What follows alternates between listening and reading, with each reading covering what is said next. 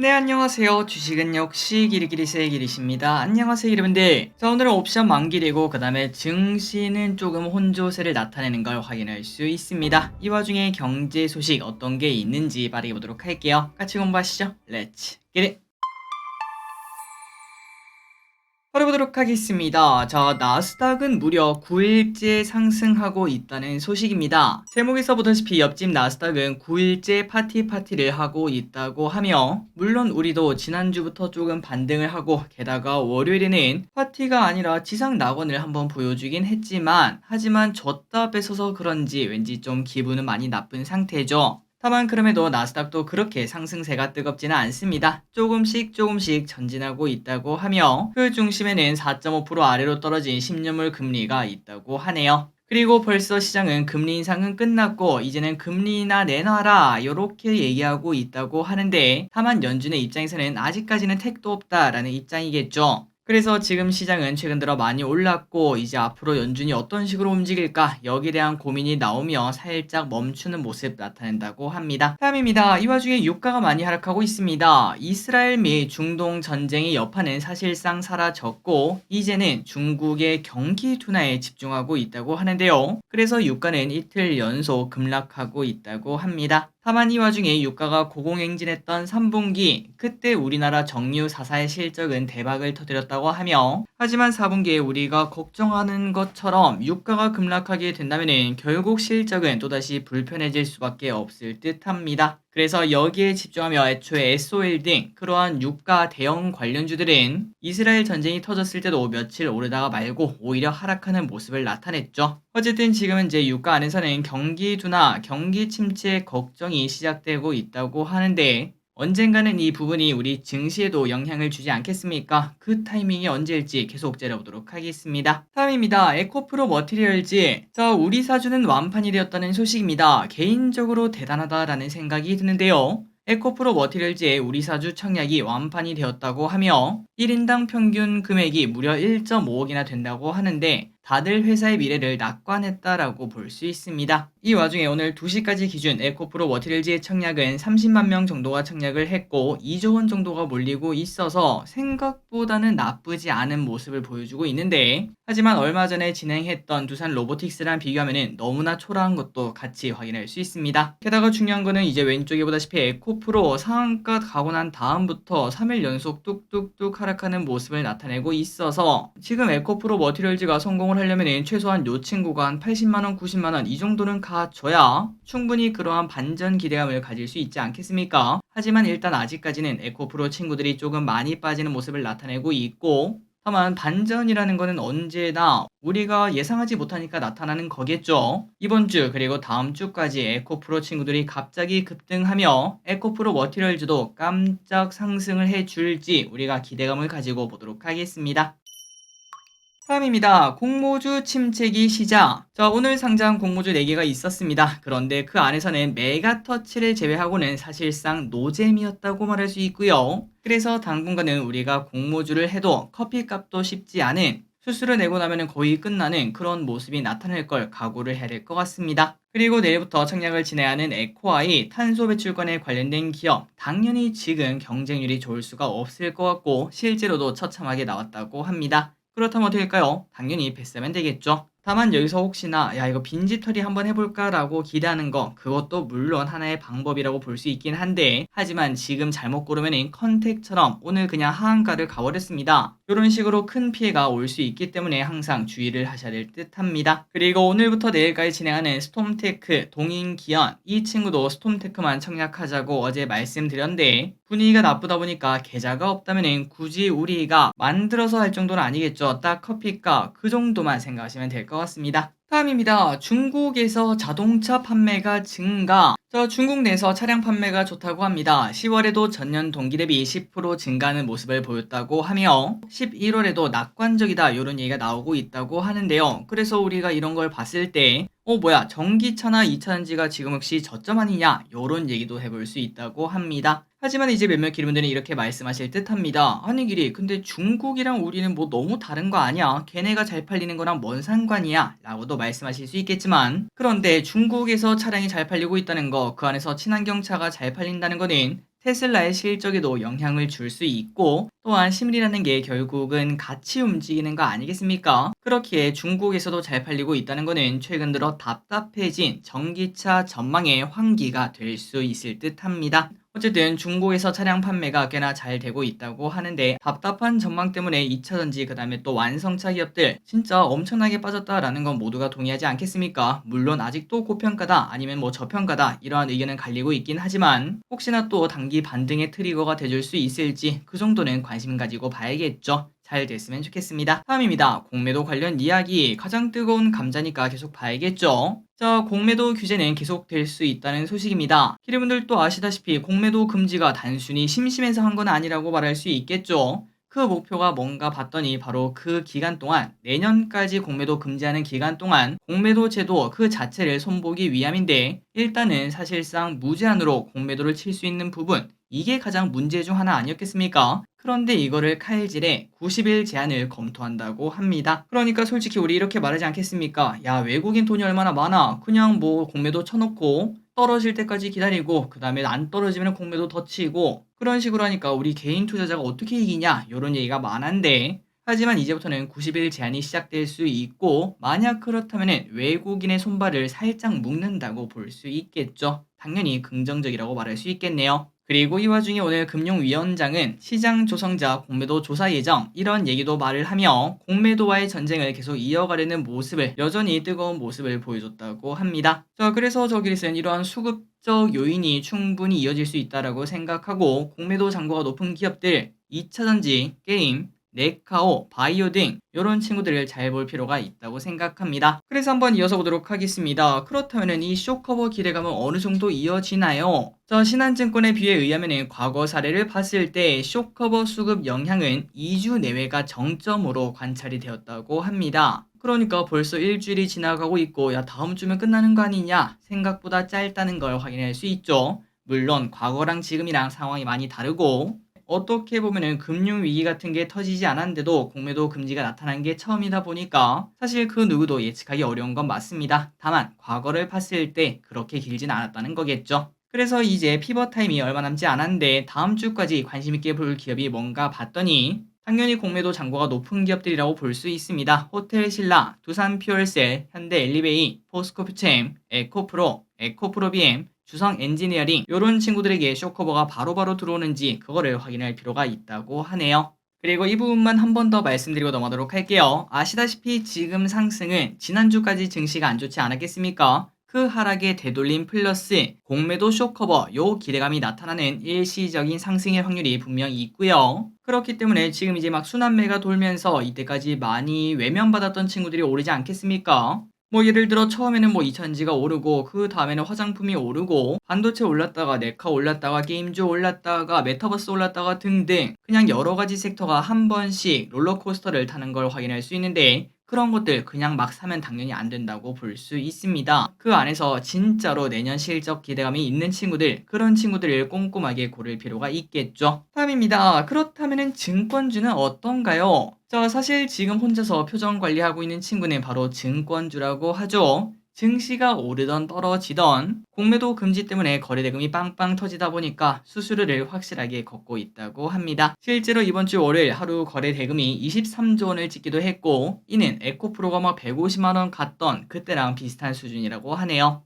다만 여기에 대해서는 개인 의견이 있습니다. 증권주는 계속 말씀드리고 있지만 부동산 PF, 그 다음에 경기 침체 이 두 개의 단어가 충분히 악재가 될 수 있기 때문에 지금 당장 매수하기는 조금 어렵다고 생각하고 혹시나 경기 침체발 하락이 만약에 오고 나면은 그게 끝나고 나면은 진짜 증권주의 바닥이라고도 말을 해볼 수 있겠죠. 저기리 제 생각으로는 그때 보는 게 맞다고 보고 그리고 솔직히 말해서 만약에 그 경기 침체발 하락이 온다는 가정하에 사실 뭐 그때가 되면은 뭐 어떤 기업이든 완전 그 저가에 널브러져 있지 않겠습니까? 태풍 온 다음에 밖에 나가니까 물고기가 길 위에 떨어진 거랑 비슷한 상황이라 그때도 솔직히 말해서 다른 진짜 좋은 기업들 뭐 예를 들어 뭐 에코프로라든지 아니면 하이닉스라든지 그런 친구들이 다 바닥에 떨어져 있는데 증권주를 줄 일이 있을지는 솔직히 잘 모르겠습니다. 어쨌든 증권주의 뷰는 이렇다는 거 참고하시면 될 것 같아요.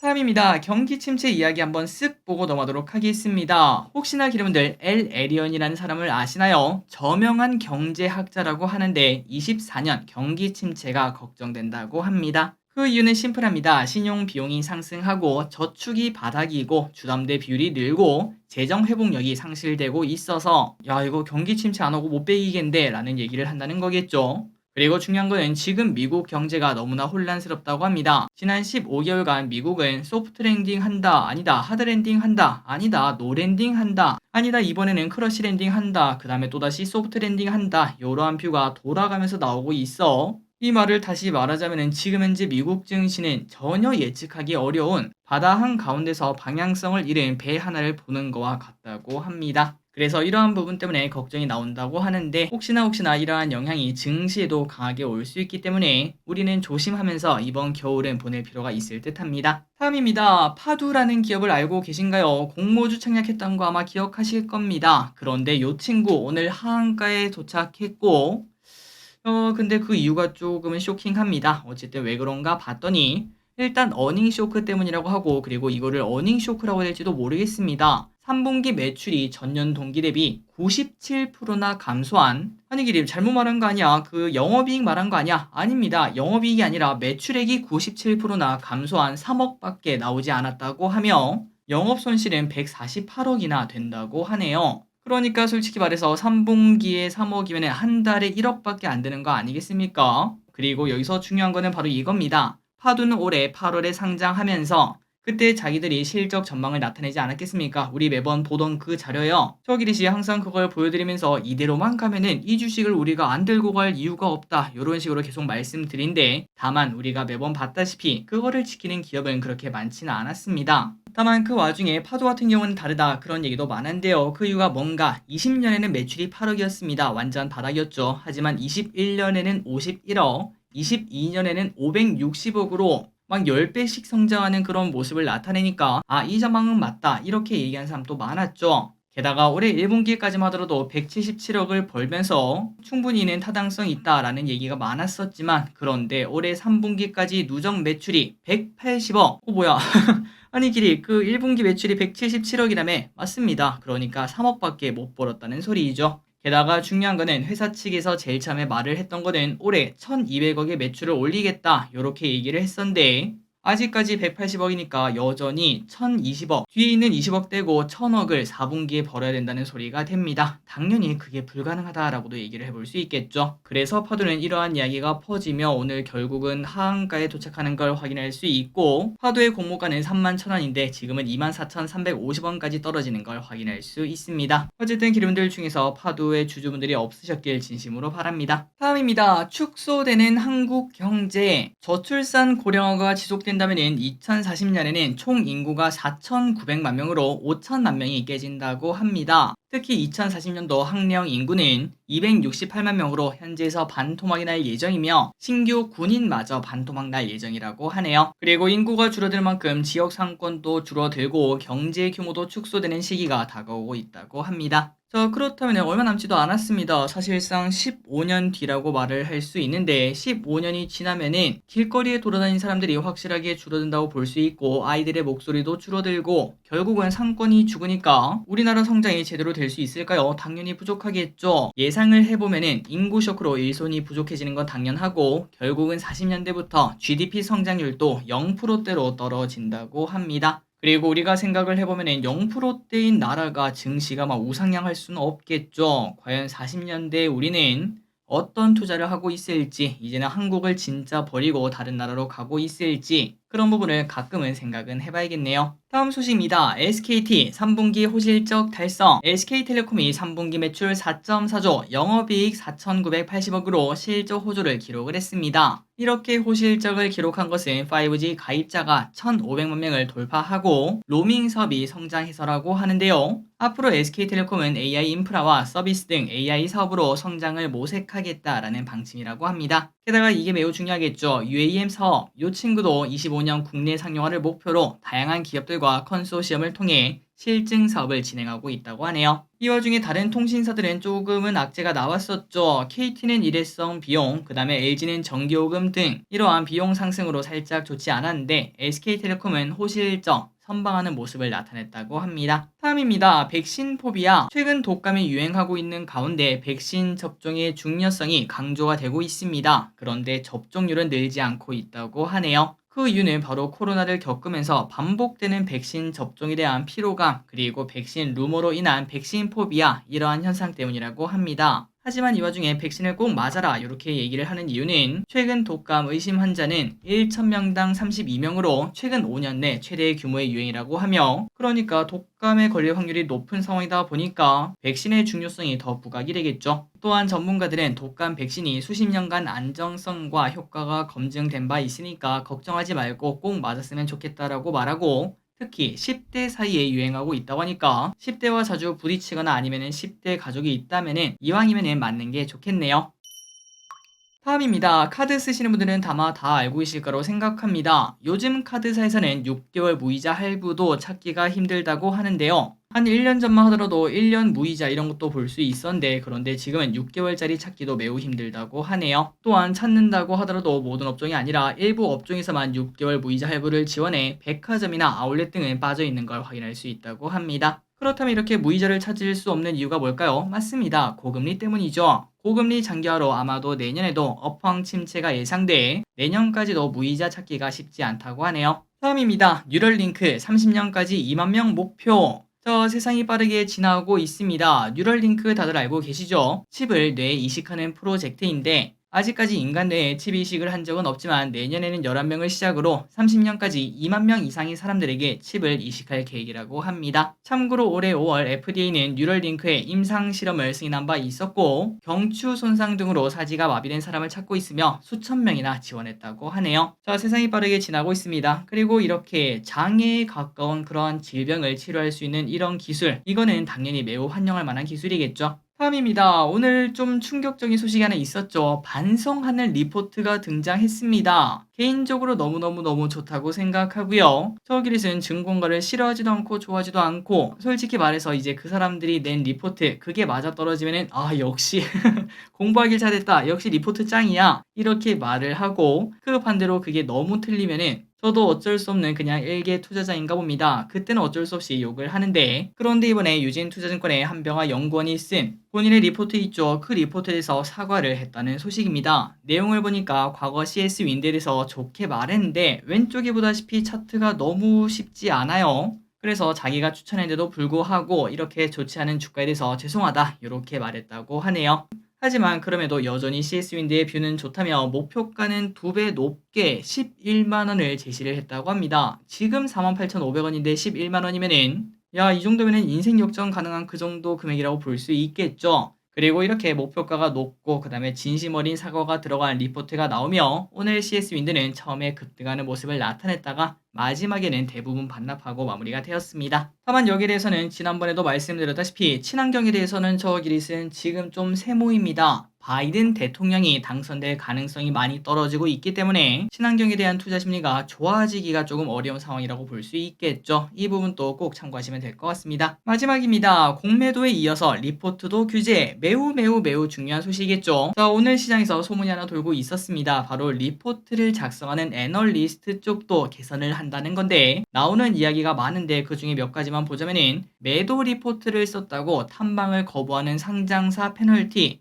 이거 매우 중요하겠죠. 우리나라 증권사를 보면 99%는 매수 리포트, 그 다음에 1%는 매도 리포트인 이유가 두 개가 있다고 합니다. 하나는 이제 매도 리포트를 쓰면은 그 전화가 너무 많이 온대요. 그래서 그 부분도 부담이 되고, 그 다음에 두 번째는 예를 들어 A라는 기업에 대해서 매도 리포트를 쓰면은 그 사람은 A 기업에 더 이상 탐방을 가지 못했다고 합니다. 소위 말해 이것도 갑질 중 하나 아니냐라는 얘기를 해볼 수 있겠죠. 그런데 여기에 페널티를 매긴다는 소리이고, 두 번째는 주가가 빠지는 와중에 맨날 좋다고 외치는 리포트, 그런 리포트 많습니다. 하지만 그런 리포트 나중에 성과를 보고 만약에 지속적으로 틀렸다면 페널티를 매기는 방법. 마지막으로 이제 리포트, 각각의 애널리스트가 어떤 리포트를 쓰지 않겠습니까? 그 리포트의 목표 주가 달성률 공개 및 순위 책정을 한다고 합니다. 매우 중요하다고 당연히 말할 수 있겠죠. 그래서 이러한 제도도 빠르게 개선이 되어, 물론 아직까지 확정은 아니겠지만 우리 같은 개인 투자자가 볼 수 있는 최소한의 등대가 되길 진심으로 바랍니다. 자, 오늘의 공부 여기까지 끝났습니다. 항상 이렇게 같이 공부해주셔서 진심으로 감사합니다. 지금까지 기리셨습니다. 빠이요.